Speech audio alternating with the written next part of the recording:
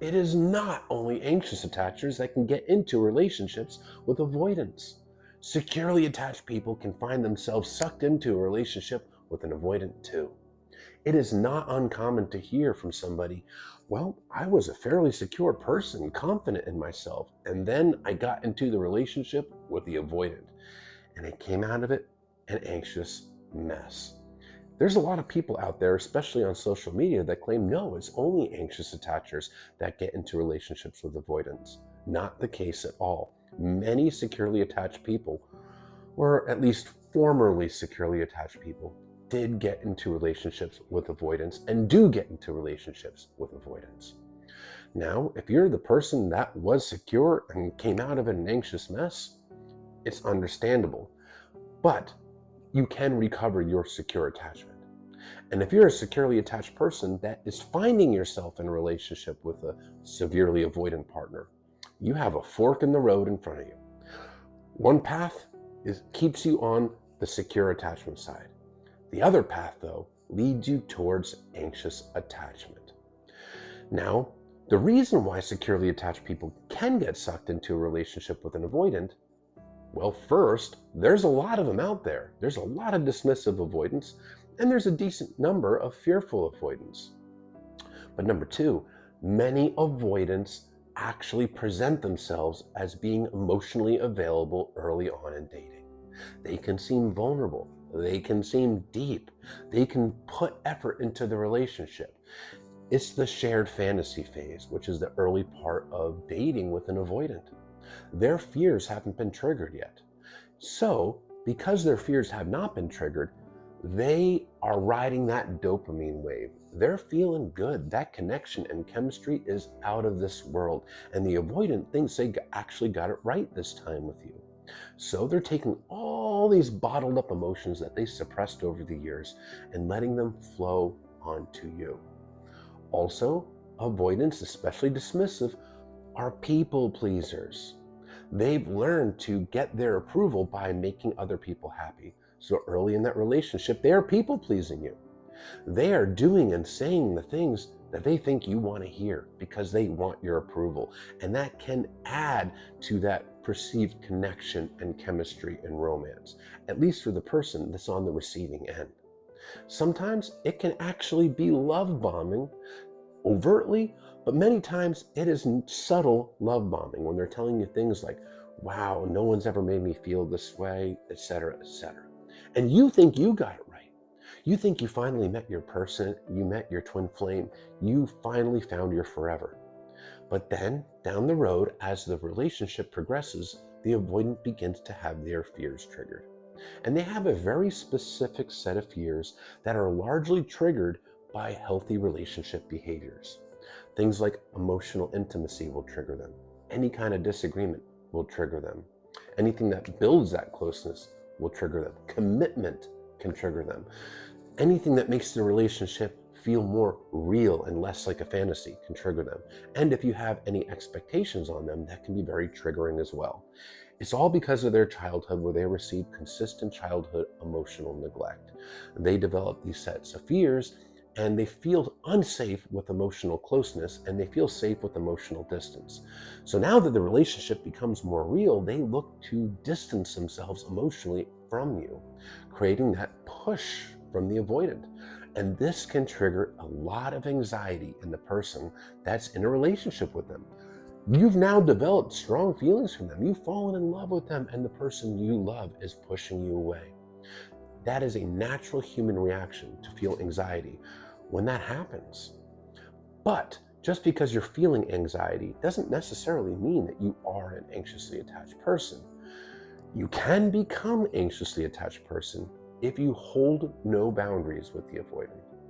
If you allow them to continue to do this dynamic, to distance themselves from you, to do unhealthy behaviors, disappearing for days, ghosting you for a bit, cheating on you, gaslighting on you, shutting down, silent treatment, stonewalling, all that kind of stuff. The more you allow it and you don't hold boundaries on this stuff, the more you become anxious. Because what you're doing is you're training yourself that your needs don't matter, your feelings don't matter, that this person matters more than you, that you have to earn their love by walking on eggshells to prove to them that you're worth not running away from. That is a recipe for anxious attachment, at least within that relationship. Now, the path to staying secure means holding boundaries, holding your limits. Because your boundaries are really your limits of what you want, what you don't want, what you need, don't need, what you tolerate, what you won't tolerate, and what your expectations are. Yes, expectations can be a form of boundaries. You hold those even when it's hard, even though it's hard because you love this person, but you know that you won't allow yourself to be treated in a very unfair way. Well, you're going to stay secure overall. You're going to feel anxiety in the moment, but you're keeping your sense of self. You are reminding yourself through your actions that your feelings matter, your needs matter, and you're also building trust with yourself because you're showing yourself through your actions that you can rely on yourself to stand up for your needs and your feelings, even when it is tough. The person that wants to stay secure will absolutely hold boundaries. For example, when the avoidant is pulling away and distancing. The anxious person is either going to try to seek reassurance or say nothing at all, just allowing them to go cold for long periods of time or even disappear for days and you don't even hear from them. The secure person, however, is going to say something along the lines of, I've noticed that there's been some disconnect here. There's been some distance. Are you still interested in maintaining our connection? And then the avoidant will say yes and come up with excuses like, oh, I'm just busy working. And this is where the secure person really holds the boundary. Communication is something that's really important to me in a relationship. And when I don't hear from my partner for days, that causes me to feel like I'm not being considered or valued in the relationship. So if you need space, that's okay, but it needs to be communicated with me. But this kind of disappearing, distancing, it doesn't work for me. And it really is a boundary of mine. So if you're not able or willing to communicate with me about this kind of stuff, and if you're just going to create this kind of distance, then this relationship really doesn't work for me. Boom, right there, you held the boundary. Now, when you hold a boundary, yes, the avoidant might run away. If they are severe avoidant, it's highly likely, actually.